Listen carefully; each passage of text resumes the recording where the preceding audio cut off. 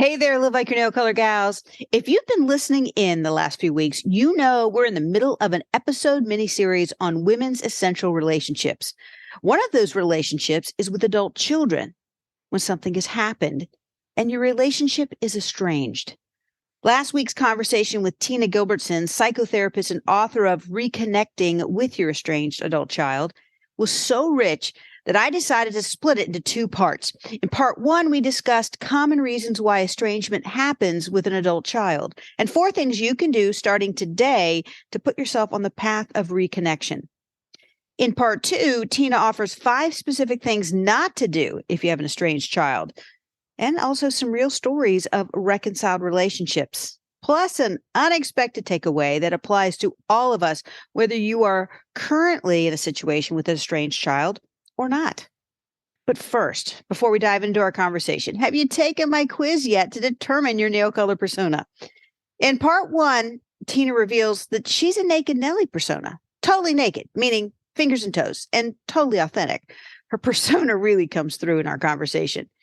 Now, for you to discover your nail color persona, all you have to do is go to livelikeyournailcolor.com. Answer a few quick questions, and in your results, discover your specific nail color persona, your built-in strengths, and how to tap into those strengths when chip happens. Again, go to livelikeyournailcolor.com. Now, let's pick up where we left off last week. Tired of so much chip happening? Discouraged by so much downer news? Weary from chronic crisis? Don't let the chips keep you down.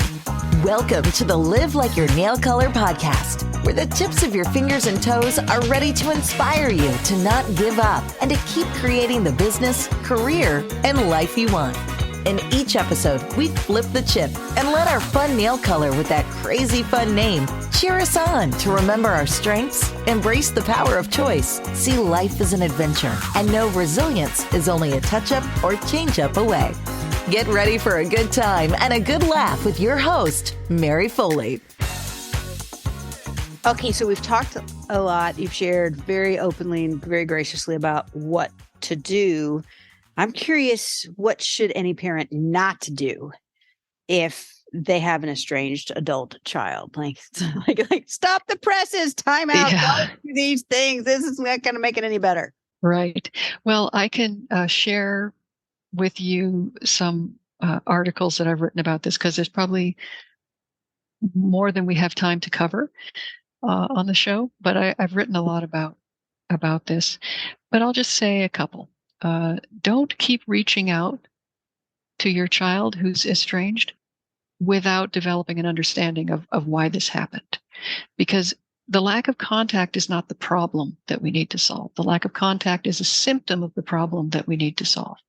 So continually reaching out in some cases actually will do more harm than good. In other cases, it won't make a difference. But mostly it's not, and also the other thing is when you reach out and you don't get a response, it beats you down over time to be rejected and rejected and rejected and just feel worse and worse about yourself and your child. Yeah, I could think that's the first thing I would want to do too. Well, let me just keep reaching out. Let me just keep, maybe this response, right? And you're saying, of course, at best you'll get neutral, which is really not what you want. You're trying to get positive, right? That's right. At best you get neutral, but more likely it's going to go on the negative side. So that's right. So let's bring some self-compassion to that for just a moment. Of course, I want to reach out. Right. I'm hurting right now. I miss my child and I'm scared that if I don't reach out, he or she will be lost forever.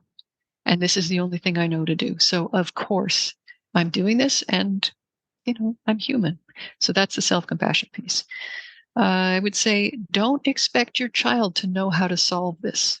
Yet you can't be the one to help them solve it right away, immediately, probably either. Well, you can become the one to help them solve it by taking the time to educate yourself and heal from any injuries that are keeping you from seeing what the problems are or keeping you from stepping outside of the problem. So don't expect your child to know. I often talk to parents who say, well, does she want me to do this? Or should I ask him if we can do a call once a month? Or should I ask her?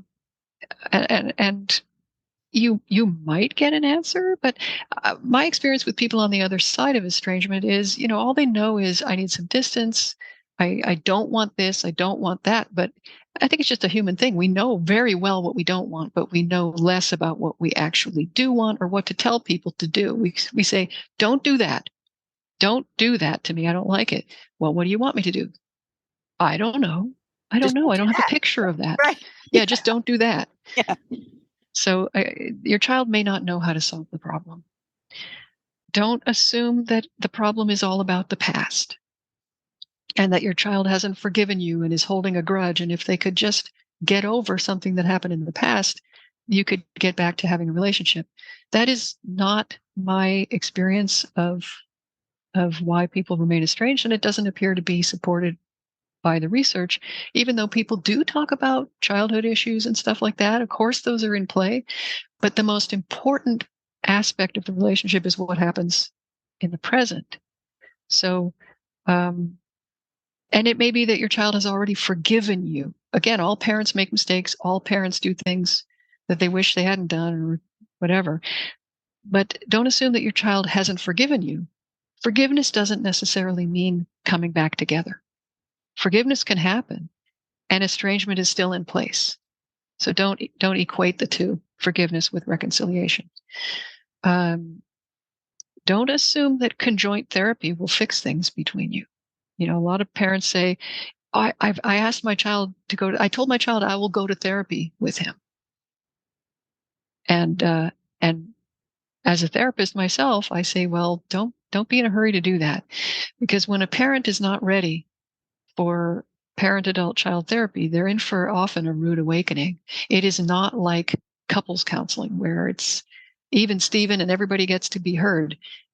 It's very often it's a one-sided deal where the estranged adult child gets to talk all about the things that they were upset with or didn't get from the parent, and the parent is expected to sit and listen. And it can be a harrowing experience for parents.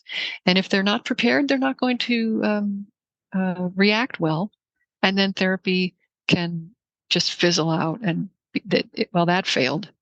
We went to therapy, so that failed, and now we don't know what to do. Yeah, so don't assume. Oh, I would not want to put myself in that situation. When you said co-joint therapy, I thought, why isn't that good? Because you both get to talk through it. But no, you're being very clear. This is about the adult child, and you get to sit there and basically get verbally beat up. Yeah. That's even if often. That's what it would sound like to me. And then, and don't react, which is, boy, that would take a really restrained human to be able to do that. And then walk away or say, well, okay, I'll see you next week so I can get beat up some more. I mean, right. Exactly. And not only don't react, but validate what you're hearing. Oh my God. Validate. Yes. Yeah. So it's a very, very tall order for most humans. Yeah. I would not be in a hurry to do therapy with your child. I would go to individual therapy. And my position personally, and this is just my opinion, is that a parent can potentially repair that relationship just using his own therapy, his own individual therapy to support him in approaching the child effectively. That's what I would do. Okay. And just lastly, do not give in to powerlessness and hopelessness. You don't have to. If it hurts too much to hope, it's okay to give up hoping for a while. It's totally okay. You've got to take care of yourself. And just because you give up hoping for a while, or you stop trying, doesn't mean you've given up on that relationship forever. Sometimes we need to stop trying because we're exhausted. Yeah, take just a break from the process. We need a break. Yeah, it's okay to take a break from trying. Yeah.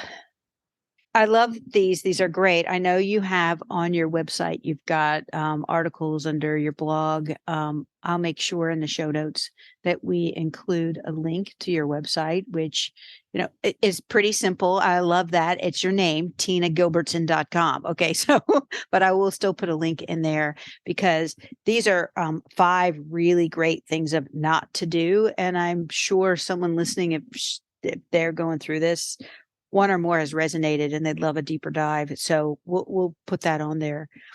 I'm wondering if you, in this spirit of hopefulness, right? Mm-hmm. Could you give us a few stories of parents maybe that you've worked with that reconnected successfully that can give us some inspiration? Sure. Well, first of all, very often the stories of reconnection are about my kid came back. Mm, The adult child can come back spontaneously, even in cases where the parent would never imagine in a million years that they would hear from their child. And one day the child, adult children have work to do as well when the relationship with their parent has gone south. And some of them do the work and then they call. They come back into relationship. And this can happen to anyone. It really, really can. So I hear about that a lot, that's great. that they just called. They're becoming those children are becoming more adults themselves, like not just Mhm. chronologically, but they're maturing in ways Yeah. that perhaps, by the way, I think about my own situation. I don't think I would have matured in some ways had I not had some distance. And that doesn't mean I was estranged the whole time, but there were times I had long, we weren't not in connection, but we just weren't overly close either. Mhm. And I needed some time to, quote, grow up more or mature more in some ways that I couldn't get from necessarily my relationship with my parents.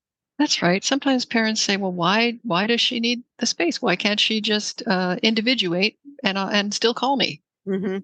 And I understand the question, but it's a question of psychological space, especially when there's been enmeshment or just just a close relationship.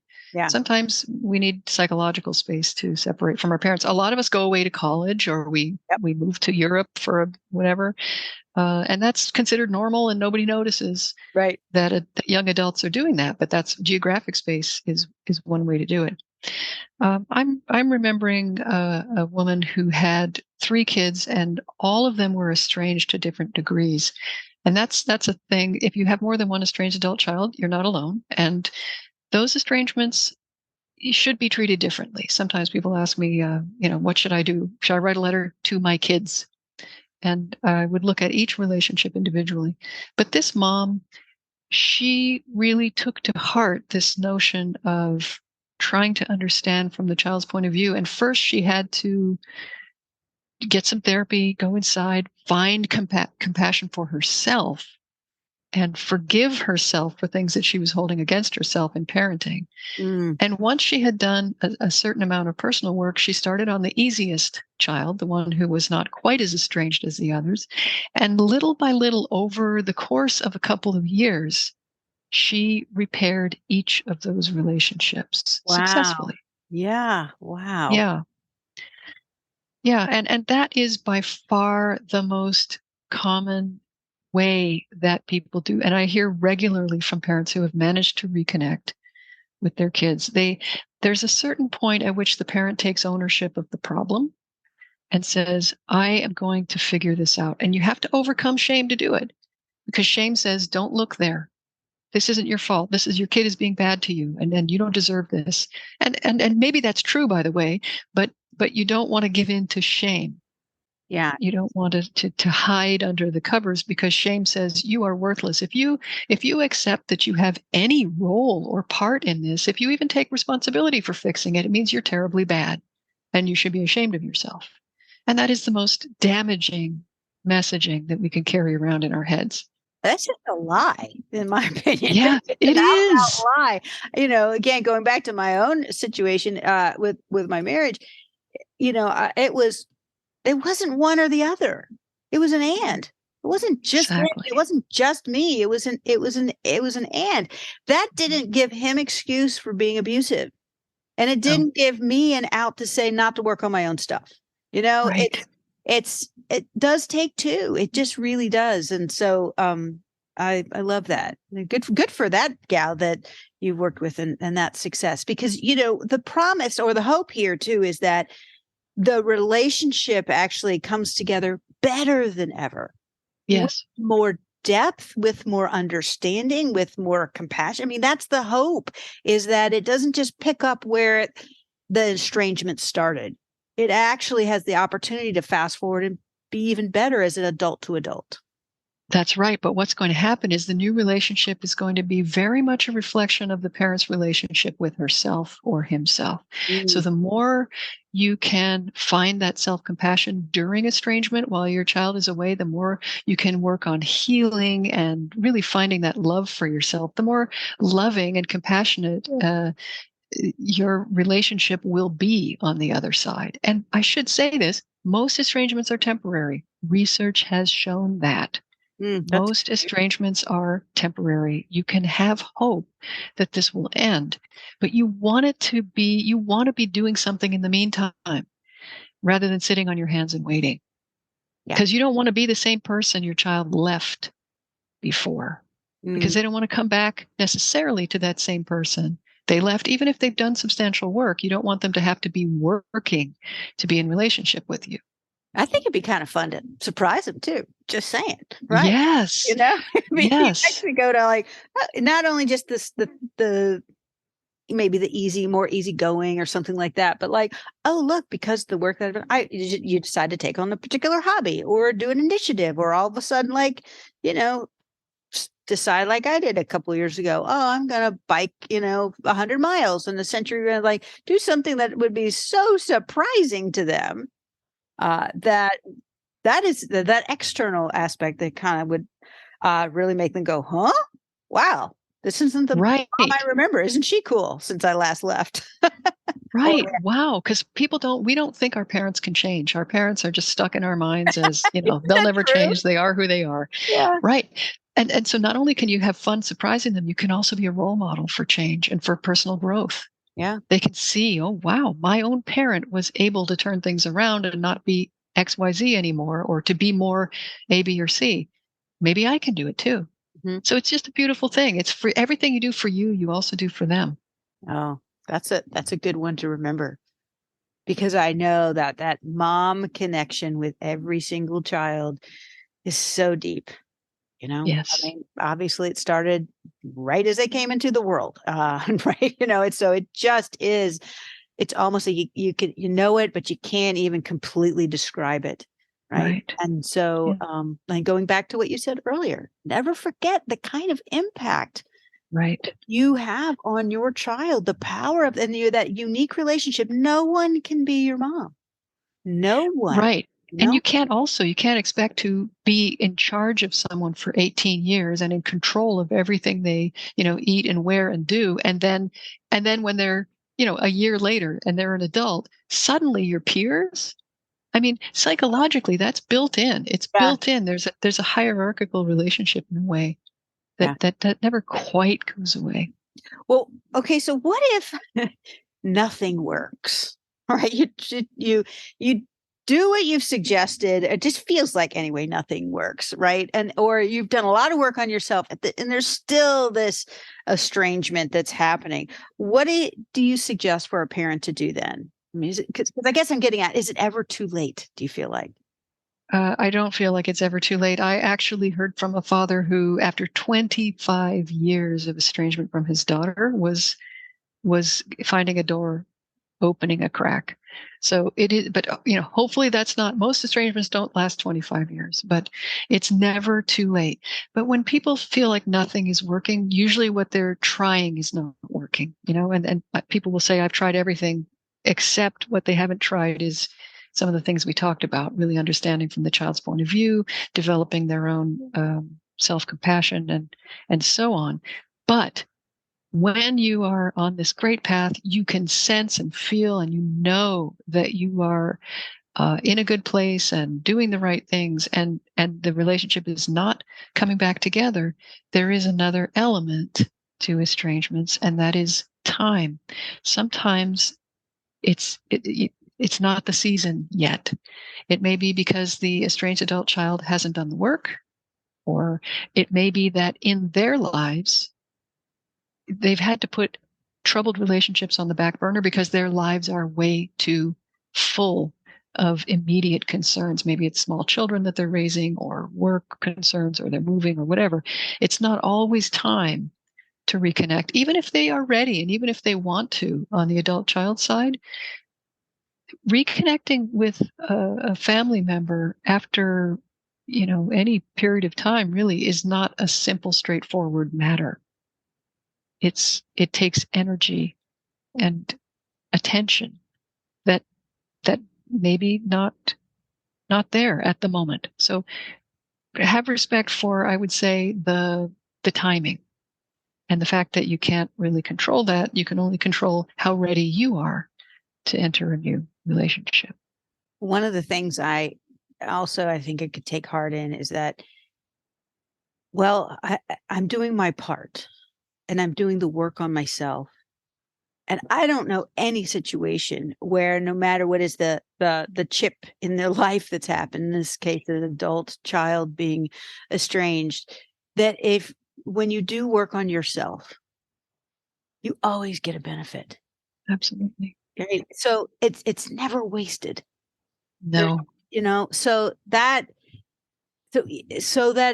even if you waited a long time, Mm-hmm. then you still got all that time in between where you've done a lot of work on yourself, and you've enjoyed the benefit of that. Exactly. You didn't actually wait all that time. It's not like you were sitting and drumming your fingers at a bus stop. Mm-hmm. You were living your life. You were growing and healing and changing and experiencing your life. And that's what we want. That's what I want for estranged parents, not to ignore the fact that they're estranged, not as a distraction from being estranged, but because we only get the one life and we need to live it. I love that. Wow.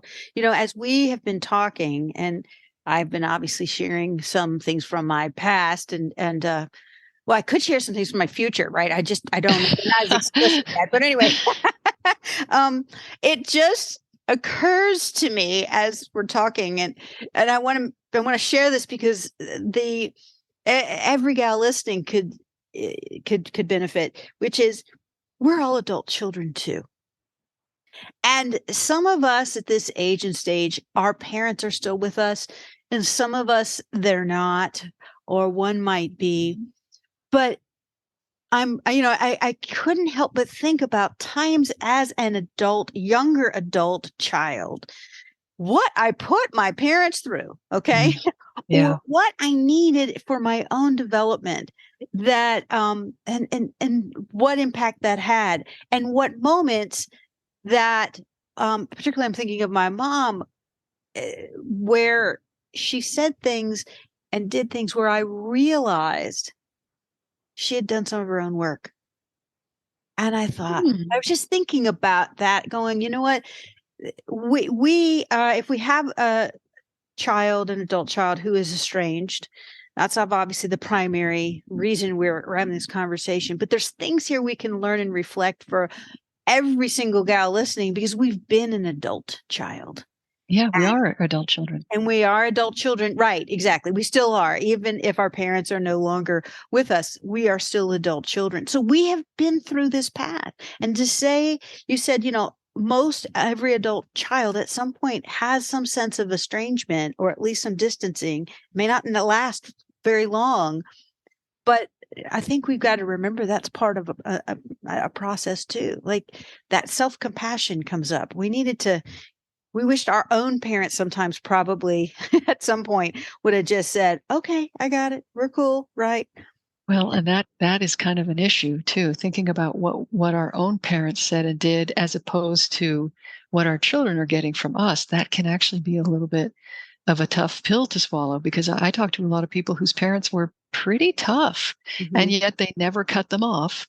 And then here they are, and they were much, much nicer to their child, or they tried to be, and now their child has cut them off. So there's a real sense of unfairness. Like, how is this right? I put up with a lot from my mom, and so why isn't my daughter putting up with even a little from me? It can be very confusing. And the intergenerational piece is tough, because there's a sense of like an emotional bank account where my parents withdrew from my bank account, and now I get to get deposits from my kid. Isn't that how it works? And no, unfortunately, it for many it isn't. So it's truly unfair. Yeah, it is truly unfair. I was thinking that thing about compassion, and in that we've had so much change in decades. I mean, when we think about that those are our parents who may, I'm 58, so my parents are in their late 80s. Okay. And they were born during the Depression and didn't actually experience the Depression in the same way because they were infants and young little kids. Right. But then they definitely remembered that. And they had the World War II. And then in the United States, the boom of the 50s and then the civil change in the 60s and civil rights. And then we could go on from there. But when we think about how much in the last 40 years has changed in culture and in the world, and how the processing of that, on everybody, it's Yes, a lot as it is. to do, and to say, well, my parents did this, our parents, and then therefore I should expect, that, as if, because that would be a constant when everything else has changed. Right. Doesn't really make sense. But emotionally, we want predictability. We do. Want to have this sense of, just wants kind of like this safety, and that things are going to be okay. And I think that's Yes. what it gets at. And so life isn't fair, right? And we get all wrapped around the axle. But when I not only realized but accepted that and what was my definition of fair anyway? Yeah, but what I really had to get at, right? Okay. And it was all about my expectations. And if I could just adjust that and understand it and go deeper, it's been easier. And by the way, life still continues to change. So I still have to check in with myself on these things again and again. right. And, we're so, as a society, we kind of speak out of both sides of our mouths when it comes to life isn't fair, because we teach children about fairness and how important it is in sports and everything else. Then we cut the cookie in half because each kid gets a half. There's two kids, and we want things to be fair. And so then when we are crying because it's not fair, people or we ourselves will say, well, life's not fair. Just deal with it. Well, what do you mean? I mean, here I thought fairness was important. And now you're telling me I cannot expect that. It's just, I want people to have compassion for themselves if they feel angry about life not being fair. I think it's okay to be upset about that, because yes, we want things to be fair. We all really do. We want the good guy to win in the end and the bad guy to go to prison. Right. That's how things are true. supposed to work. Yeah. So I just want to say that it's okay to want that. Well, I appreciate that. I was, and that's another form of compassion, self-compassion. Exactly. And I was thinking about self-compassion in terms of, let's give ourselves a little bit of a break about how much change.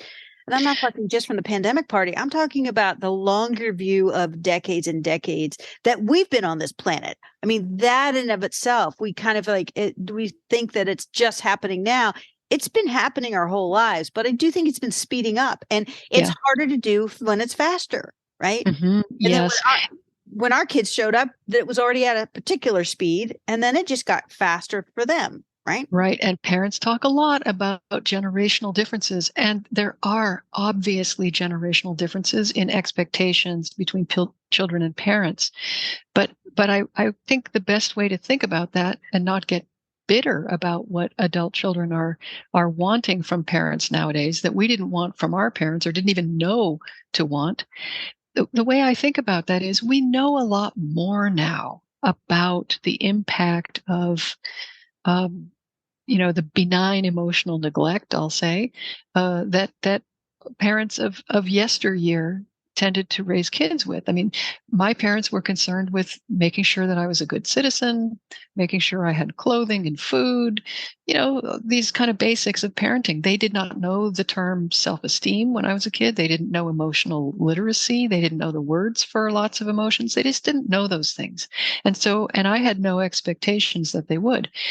People growing up nowadays have a lot more education. There's a lot more information available, not just for them, but for us too. Now we can kind of step into our emotional needs because we all have them. So it's not a one-way street. It's not just, oh, you got to give this to your kids. Sorry, you didn't get it, but now you got to give it. Well, we can go after it too. We can get our emotional needs met. It's a good point. I appreciate you bringing that up. And it kind of ties back into the educational piece that you said earlier, and that you can seek some more education and understand, but we have it available now. We have made so much progress in that. So I guess that also means that your nail color persona is not enough. Okay. It's just not enough, but it's a really good starting place. And it's just, the tips of your fingers or toes. You got a little reminder of who you are. We have to wrap this up. And I have so enjoyed this conversation, because it could have been such a downer and so weighty, but you've made it very accessible and hopeful. I really love that. That's a naked Nelly right there. You're authentic. You just said it like it is, but you're very compassionate in doing that. I know as a naked Nelly, you don't generally wear nail color, but I just want you to imagine if you could create a nail color name. Don't even have to create the color, but just the name to inspire us to reconnect with an estranged adult child. What would that name be? I think it would have to be Self-Compassion Cinnamon Cookie. I love the cinnamon cookie part. Okay. Self-compassion. We've talked a lot about that. So I'm really getting that, reminding ourselves self-compassion. Cinnamon cookie. Tell me a little more about that. Well, it's sweet. It's a color. I mean, cinnamon is sort of a color. I was looking for something with a color. Yeah. Yeah. Okay. Cinnamon actually is a very good. It's warm. It's warm, right? And it's the spice. It also is a spice that helps boost our immune system. Just like self-compassion. Just like self-compassion. I know. So I love that you picked cinnamon cookie. I love it. And I was just thinking, like, whenever you bake cookies, if you bake in your house, you smell it. And if there's cinnamon on it, you're like, it is wafting throughout the whole house, which is why that company years ago called Cinnabon was so dang successful. They'd be in these enclosed malls, and they'd just pump out that smell. And you'd be like, I gotta go, and it was the cinnamon. It was the cinnamon. It was on a bun versus a cookie, but I'm not telling you right there. I don't know if they're still around or not. Yeah, I don't know. But if they are, that might be a good mnemonic. Every time you're at the mall and there's a cinnamon and you smell the cinnamon, you go, oh, I should be compassionate to myself. Except if you're like, well, no, I'm really trying to cut my carbs. But anyway, I love that though. Self-compassion cinnamon cookie. For those who would like to get in touch with you, find out more about you, what is the best way they can do that? I think that the very best place to start, if you are estranged from one or more of your estranged adult children, is probably with my book, Reconnecting with Your Estranged Adult Child. If the book speaks to you, I have a podcast as well. It's called the Reconnection Club Podcast, and you can find that wherever you find your podcasts. So there's a lot of information in the book and on the podcast. And if those speak to you, then I also have the Reconnection Club online library and community for people who have read the book and are walking that path of repairing their relationships. So that's at reconnectionclub.com. Excellent. I'm going to put all the links to that in the show notes. I think you are very generous with what you do know, and I found your website to really be easy to follow and find. I love the fact that you not only have a podcast, you have a book that is also just so, like, that would be a great foundation, a starting place. Yes. Go back to again and again. The podcast is ongoing, in inspiration, but then the club with others who are going through it as well. I mean, thank you for doing that, because there's only so many patients and people you can work with one-on-one, and this is accessible so much more easily, across the country, and I'm sure other parts of the world. So thank you for that. And thank you again for your time today. It's just been great. Mary, thank you so much for this conversation. I really appreciate that you and I together could sit down and really just talk through some of these issues that affect so many more people than we realize. So thank you for the platform. You're welcome. And now for the after party I call Flip the Chip, where I take a few moments to highlight something my gal pals shared that can help us all flip a challenge or a difficulty that's holding us back into something more positive that can help us move forward. What I want to highlight today are Tina's 5 things not to do if you are currently estranged from an adult child. Number 1, Don't keep reaching out to your child without understanding why this happened. The lack of contact is not the problem. It's a symptom of the problem. Continually reaching out, in some cases, will do more harm than good. In other cases, it won't make a difference. Plus, it beats you down over time, again, feeling rejected over and over and over. Number 2, don't expect your child to know how to solve this. Often, they don't know what they want or need. You can be the one to help solve this by taking the time to do the work on yourself, to reflect, and to heal. Number 3, don't assume the problem is all about the past. Tina said the most important aspect of your relationship is what happens in the present. And your child may have forgiven you without you knowing it. Forgiveness doesn't necessarily mean coming back together. Number 4, don't assume that conjoint therapy will fix things. It's not like couples counseling where everyone gets to be heard. It's very often one-sided, where the estranged child gets to talk about all the things they're upset with, and the parent is expected to just sit there and listen, validate what the child has said, and really have no opportunity to respond. And number 5, don't give in to powerlessness and hopelessness. If it hurts too much to hope for a time, it's okay. Sometimes we just need to stop trying because we're exhausted. We can pick it up again later. You can dive into each of these ideas more on Tina's website, tinagilbertson.com, and in her book, Reconnecting with Your Estranged Adult Child, Practical Tips and Tools to Heal Your Relationship. Of course, you can also use your nail color to cheer you on by simply putting on a new nail color and giving it the name Self-Compassion Cinnamon Cookie, as Tina suggested, so that every time you look at your fingers or toes, you're reminded to show yourself some sweet, warm compassion as you work through this difficult situation. You can make good choices to keep creating the career, business, and life you want, one step, one nail color at a time. Look forward to being with you next time on the Live Like Your Nail Color podcast.